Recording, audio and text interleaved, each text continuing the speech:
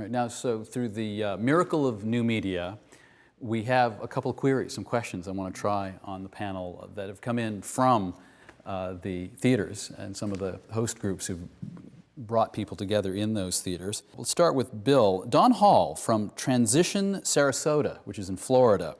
He wonders this. He was looking at the founder of the transition movement, Rob Hoskins' book. He quotes in that book the author and local economies advocate Michael Schumann saying this: "All of us have to go to business school. We have to realize that even if we're going to be advocates of local economies, we have to be those economies and model those businesses that we want out there and prove the concept wherever possible." What do you think he means, Schumann, by this? We have to go to business school. Well, I don't think he means we need to emulate what's going on at the moment. I mean, clearly people need to be savvy, okay?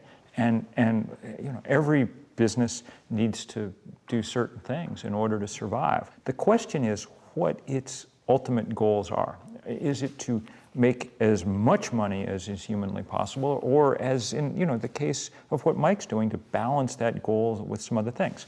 Think about the, in monetary terms, most successful business in the world. Exxon has made more money each of the last 5 years than any company in the history of money, okay?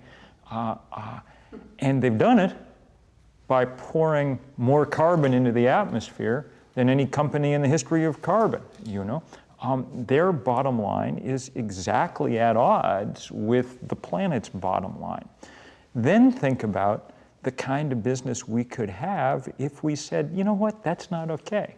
Instead, what we need are millions of people who know how to swing hammers up on the tops of roofs putting on solar panels, Tons of people at work, and when they're done, tons of people whose power now comes directly from the sun. The rest of us like that model because it puts people to work, it allows us not to be as dependent on huge companies as we were before, and it helps the planet. If people watching now would like to act on some of these ideas, but want to avoid a big mistake that perhaps you have made before and leapfrog that mistake, what would you say to them? Well, one of the things to know is that there are plenty of resources out there to help. There are groups now like BALE, Business Alliance for Local Living Economies, that can provide lots of resource and information about how to do this. You don't have to reinvent the wheel each time. One of the things that's important to remember is that the premise of kind of global business is that every place is the same, okay? The premise of local business is that every place is different, that it comes with its own ecology, its own culture, its own history, its own tradition, and that these are not obstacles in the way of, having a McDonald's and a Walmart in every corner. These are rich resources on which to draw to make something distinctive and beautiful and powerful in your own place. Majora, help us not make a mistake, because you've been doing this for a while. Yeah, and I've made some doozies, but for the most part, I mean, it is true. I mean, I'm from a very particular place in South Bronx, very environmentally and economic, regional sacrifice zone. That's where the things go that no one else really wants. But quite frankly, there are South Bronxes all over the place. We experience now so often, whether it's in my neighborhood or in communities like it, of any color around the country, is that people experience a crisis of faith and creativity in their own ability to grow. And that's the hardest thing. I think you're absolutely right, Bill. We used to be a nation of producers. And we're so accustomed to being a nation of consumers that it's kind of like, I can do something, I can build something. It's like, yes, you can. You've always had it in you. And so helping people understand that they actually have that capacity, that's when you have strength. That's when there's power, and that's when there's a sense of stability and security that I think we are all missing in this country right now. And really, Majora, that's an answer to a question that many people are going to be having, which is the problems do seem huge. Mm-hmm, they are. But there's a sense that, we're talking about a global financial system in which some of the most powerful players have a stake in the traditional present system. And there are some people who think, well, there's nothing I can do locally that actually moves the needle at all. Well, we are the keys to our own recovery. People who are standing up and deciding that they could do something, regardless of what people have told you, probably from the day you've been born, that you cannot do something. And then just deciding that, you know what, I'm going to take a little step. I'm going to take a creative step. And you know what, I don't know exactly how this is going to turn out, but I'm not going to stand still. I'm going to do this. And that's how America is going to change. Now, before we go, we have to address something also quite large. I think Mark McLeod from the Sustainable Business Alliance in Oakland, California, was getting to this with one of his questions. He says, while growing vibrant local living economies is essential, he emailed us, do you agree that the country is faced with such a complex set of challenges that we must, while working on our local economies, press forward on big national stuff?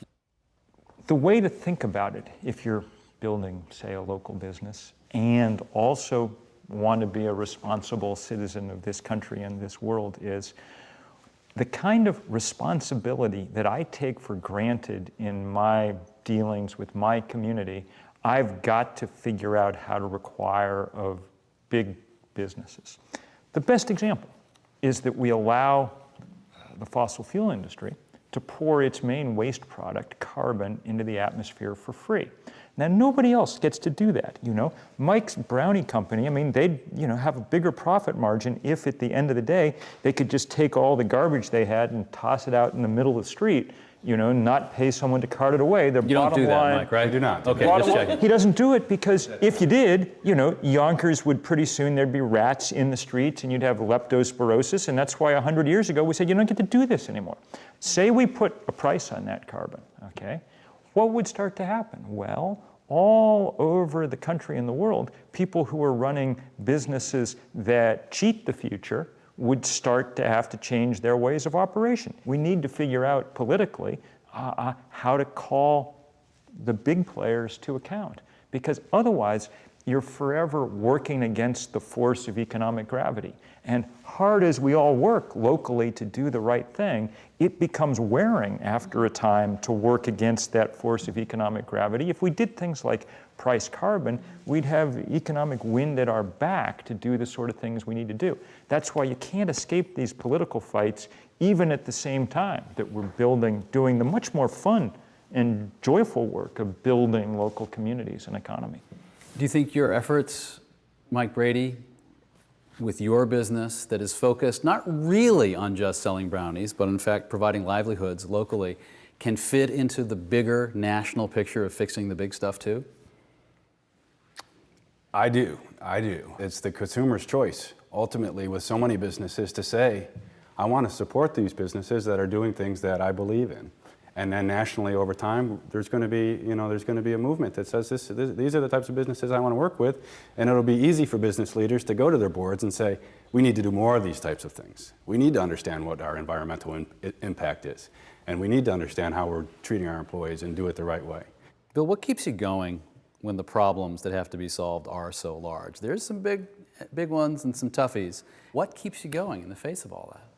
Well, I think the thing that keeps me going is this strong sense that there's still a possibility. It's not, there's no guarantee we're going to win these fights, especially the biggest ones, climate. We may have waited too long, really, to get started. We'll see.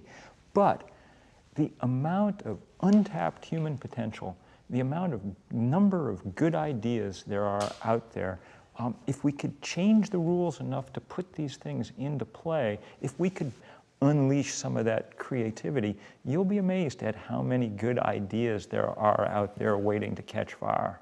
One way to think of it is, that I think of it is that we've lived under a kind of enchantment these last 50 or 60 years, this sort of consumer spell that's been cast over us. The world's doing its best to wake us up, the temperature is rising, things are beginning to come apart. If we ever do wake up, snap out of it, I think that there is an enormous reservoir of power in people and in communities to make that change. But damn it, we got to stop thinking of ourselves as consumers and start thinking of ourselves as citizens and as neighbors.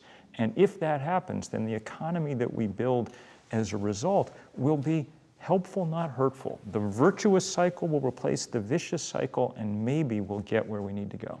Mike, what keeps you going? I mean, you can see even up in Yonkers, there's a lot of work to be done. Some nights when I'm working late and one of the team members is getting off their shift, I give them a lift home.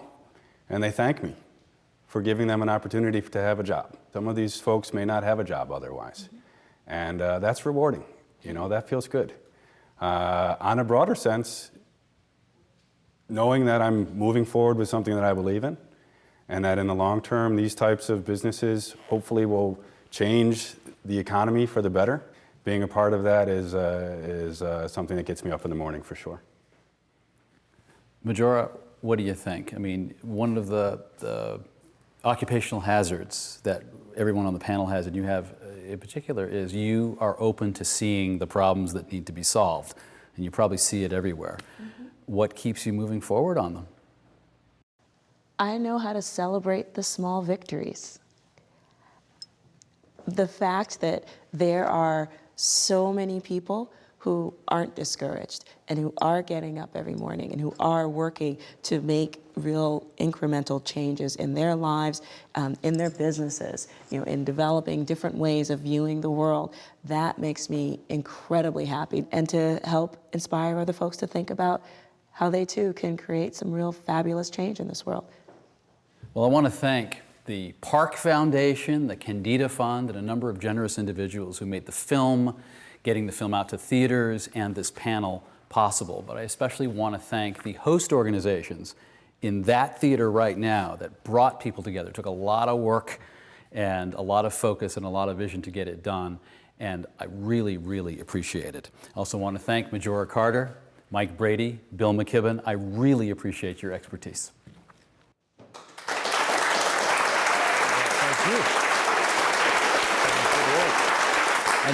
And now I invite you to continue this conversation where you are. Let me know how it goes.